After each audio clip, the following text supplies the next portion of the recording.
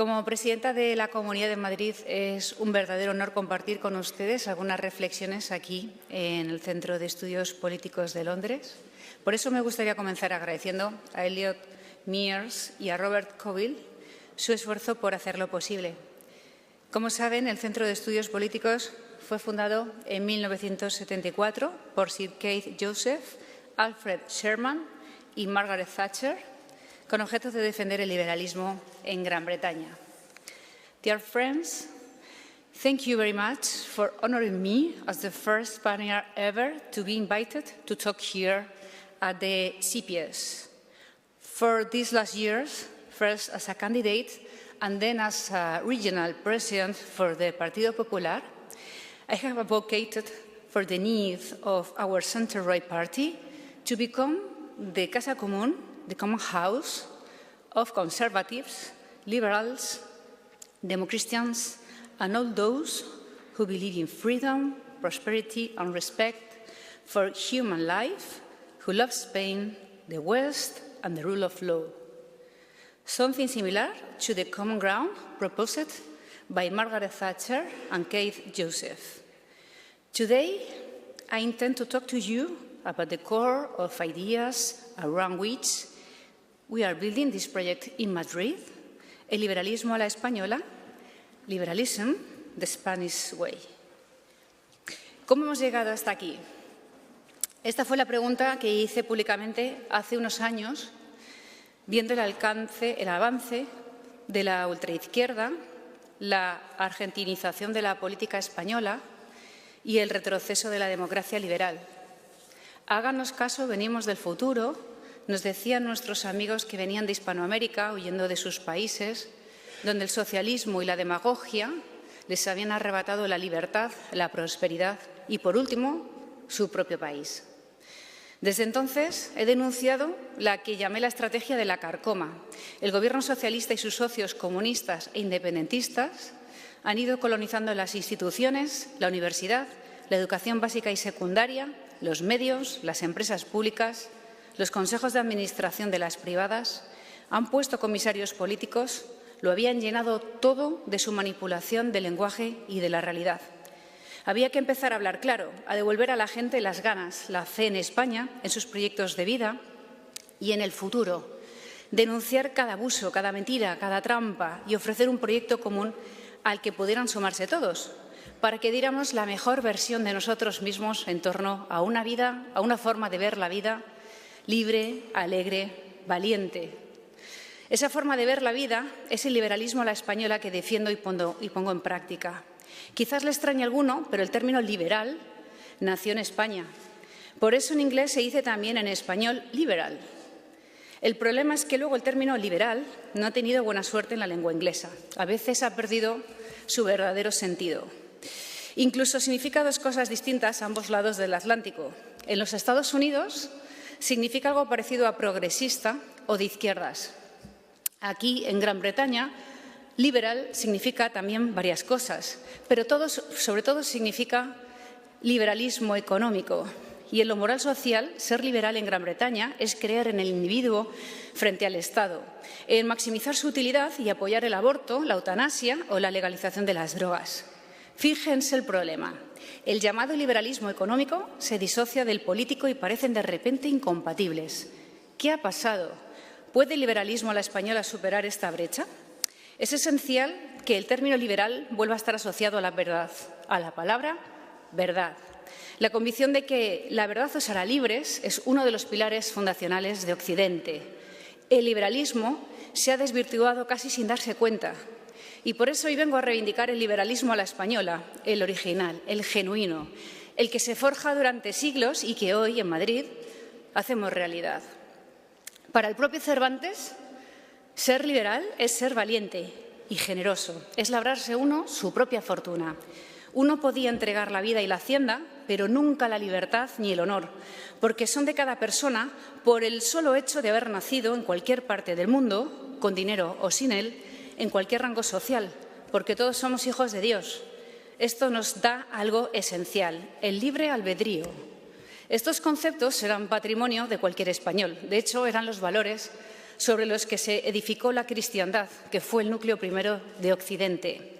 Y estos conceptos contienen las claves para entender qué es ser liberal a la española, que libertad, responsabilidad, valentía y verdad son indisociables y son misión personal, la misión de cada vida y de la historia.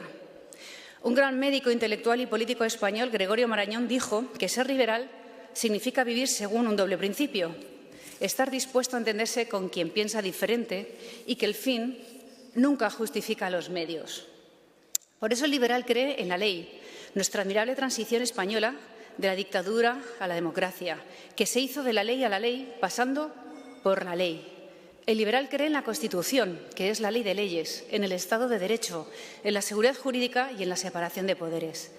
Defendemos la legitimidad, que es el justo título para hacer algo, que la vida personal es mucho más importante que la vida política, que la política siempre ha de estar al servicio de la persona y no al revés. Estos principios nacen con Occidente, que es la forma de entender la vida hija de Grecia, de Roma, lo judeocristiano y lo germano, la forma de ver la vida que España defendió durante siglos, incluso en su propio suelo, la que llevamos al Nuevo Mundo. Nuestra historia nos avala, desde las Cortes de León, las primeras del mundo, en 1188, pasando por el Concilio de Trento, que declaró que los indios eran personas, las leyes de Indias, el primer código de derechos humanos de la historia, las Cortes de Cádiz de 1812 y la Constitución liberal, la transición. El liberalismo es la articulación política de la libertad y esta se consigue mediante la ley. Por eso es esencial al liberalismo el cómo y el cuándo, porque al liberalismo le es esencial encontrar la razón, buscar la verdad, convencer y no manipular. Hoy el mundo se llena de quienes quieren hacerlo todo sin contemplaciones. Hartos de las políticas woke, que no eran más que otro disfraz más del comunismo, no podemos olvidarnos de que liberales, conservadores y el centroderecha en general debemos tener en el Estado de Derecho y el respeto a las instituciones nuestra brújula. Si hacemos demagogia, alimentamos guerracivilismos, mentimos, apelamos a los sentimientos, al miedo, o se nos deja de entender, nos habremos vuelto como ellos, como aquellos cuyas ideas combatimos. Que no se nos olvide, tenemos un proyecto capaz de entusiasmar, que defiende lo mejor que hemos logrado en muchos siglos de historia. Combatimos las mentiras de la izquierda, pero queremos la España, la Gran Bretaña o la Europa de todos. Hemos venido a unir, a recuperar el sentido de la realidad, a dar esperanza sin mentir ni manipular. Somos aquellos en quienes la gente puede confiar. Una brújula, un faro en mitad de tanta confusión. Los que no tenemos miedo a apelar al trabajo duro, al esfuerzo, a decir que el camino no será fácil, pero que merece la pena, frente a los que prometen que en la vida todo es gratis total. Es fundamental que recordemos todo esto en el mundo de hoy. Insisto que estos son los fundamentos del liberalismo: la libertad, la verdad, la humanidad, Occidente, la responsabilidad, el valor y la alegría. Hace poco, cierto feminismo malentendido gritaba: quiero ser libre, no valiente. Y no puede haber menos liberal que este eslogan, porque no hay mayor mentira.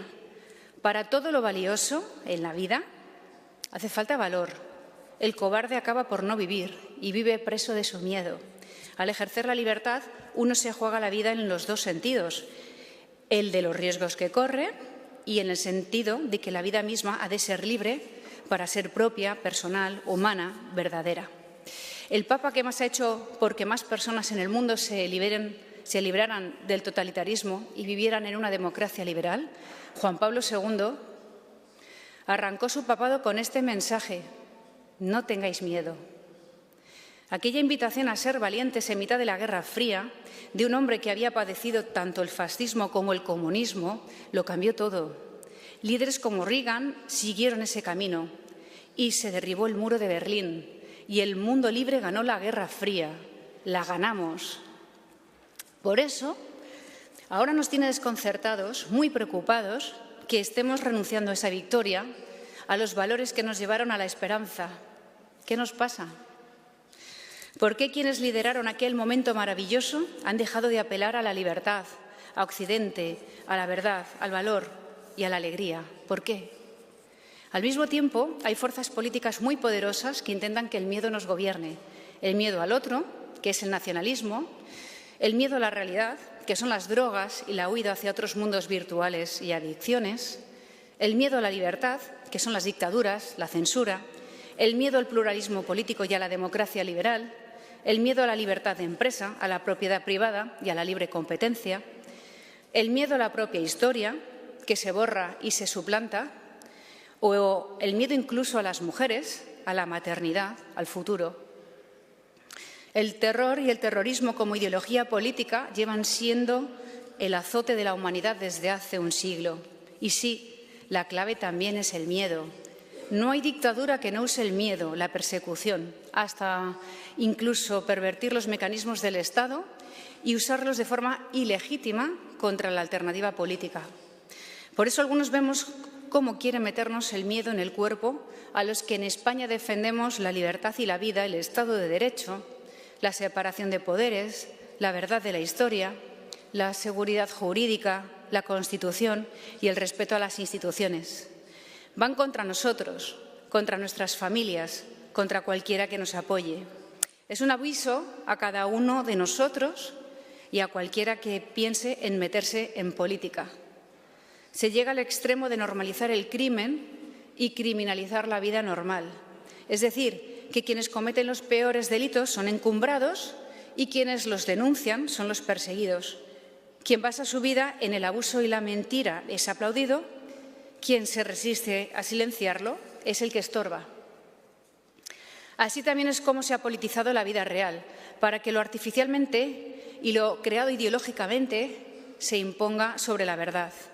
La ley y la realidad, la verdad, el acuerdo y la concordia son esenciales para el liberal. Y por eso los enemigos de la libertad lo son del Estado de Derecho y de la seguridad jurídica. Alimentan la discordia, las luchas de clases, el guerracivilismo. Pero no hay libertad sin ley. La propia democracia sin ley es una cueva de ladrones. La ley es la mayor, mejor y más transparente manifestación del diálogo de todos. Es en el Parlamento donde con luz y taquígrafos se habla y se decide con reglas. La ley es la garante de la democracia liberal, del gobierno de la mayoría con respecto a las minorías, en alternancia, en continuidad histórica. Y por eso los totalitarios buscan suplantar o denigrar los parlamentos. Pero la libertad se defiende ejerciéndola. De ahí que sean esenciales el valor, vencer el miedo y la responsabilidad personal. Ortega defendía que vivir es elegir y por eso decía que somos forzosamente libres y el que no elige ya han elegido que decidan otros por él. Decía también que elegir tiene la misma raíz que elegante. Elegante es el que elige bien. Recordemos que ser liberal significa creer que el fin no justifica los medios. El cómo importa tanto como el qué. Y de ahí que liberal siga siempre los procedimientos que marca la ley y crea que las formas son muy importantes. El decoro político, el respeto por las instituciones. Por eso, el vivir liberal es elegante. Es un vivir bien elegido. No es el que hace cualquier cosa de cualquier manera. Como ven, igual ahora se entiende mejor cómo la libertad va de la mano de la responsabilidad y que la libertad no es individual, sino personal. Tampoco es colectiva, sino social y por eso muy poco socialista. No es natural ni biológica, sino biográfica e histórica. Es decir, la libertad es humana y libre. Enfrentan al Estado con el individuo, la propiedad con los impuestos y los servicios públicos, el individuo con la sociedad, lo público con lo privado, al individuo con la familia. Por eso prefiero referirme a la persona mejor que al individuo, una realidad mucho más rica y verdadera, no material ni numérica. Como persona no se me entiende sin mi condición de mujer, mi familia, mis amigos, mi ciudad, mi patria, mis deberes, mi fe o la ausencia de ella, mi libertad responsable. Cuando se reduce todo esto al individuo, se abre la puerta a un terrible caballo de Troya, el egoísmo, el materialismo, el aislamiento y la ceguera. Porque la vida humana personal no está escrita, no está determinada, es incierta, es una aventura. La historia nos necesita a cada uno, nuestra familia, nuestra profesión, nuestro mundo. Por eso toda vida humana tiene pleno sentido y es única, insustituible. Ahora se entiende mejor por qué el totalitarismo, que significa que la política lo invade todo, que todo es político, es lo contrario de lo liberal. El totalitarismo es un monstruo de 3 cabezas: el nacionalismo, el comunismo y el fascismo. También por eso, la fiebre por la identidad, que es la última vuelta de tuerca de lo natural, del biologicismo materialista, es tampoco liberal, porque no hay 2 personas idénticas, ni nada está escrito. Ahora se comprende que las drogas sean la mayor renuncia a lo irrenunciable, la libertad. Igual se entiende por qué son las mayores aliadas de los tiranos en el mundo. La libertad es una, como la verdad que la hace posible. La libertad es un sistema. Si cae una, caen todas. Por eso no digo las libertades en plural, sino la libertad en singular. No puede haber eso que llaman libertad económica si no la hay de expresión, por ejemplo, o la personal que nos arrebatan las drogas. Necesitamos conceptos claros y convicción verdadera, porque la neolengua ha sido el arma de la ultraizquierda para minar la convivencia, la educación, las artes y hacernos dudar incluso de nuestras convicciones más profundas. Y ven ustedes que este liberalismo a la española no es en modo alguno incompatible con el conservadurismo verdadero, el que hace bandera de la responsabilidad, de la sensatez, del respeto por la persona y la realidad, y, por tanto, el que apuesta por el reformismo. Por eso apelamos a reunirnos en la casa común de la democracia liberal, del centro-derecha. El totalitarismo busca la revolución, destruir la realidad e imponerle a todos la misma, siervos todos de una ideología. Nosotros queremos la reforma desde el respeto por la realidad. Trabajamos por mejorarla por medios legítimos.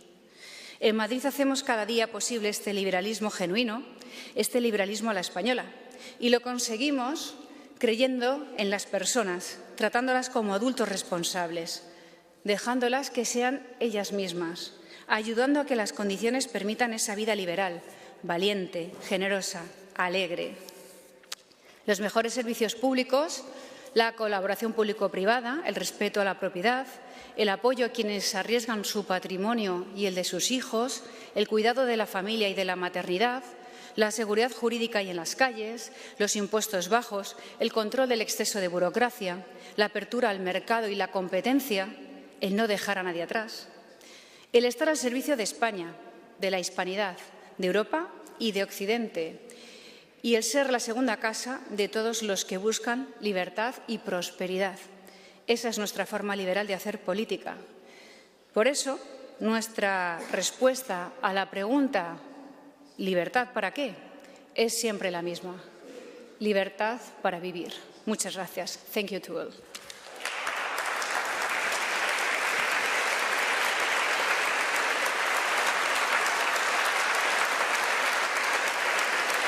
Thank you.